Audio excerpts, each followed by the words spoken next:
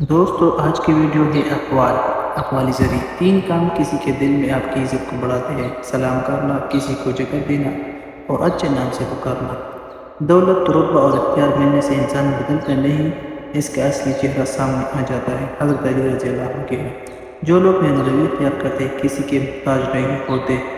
جو علم کو دنیا کمانے کے لیے حاصل کرتا ہے، علم اس کے قلب میں جگہ نہیں پاتا۔ امام ابو حنیفہ: جب خلقت کے پاس آؤ تو زبان کی نگہداشت کرو۔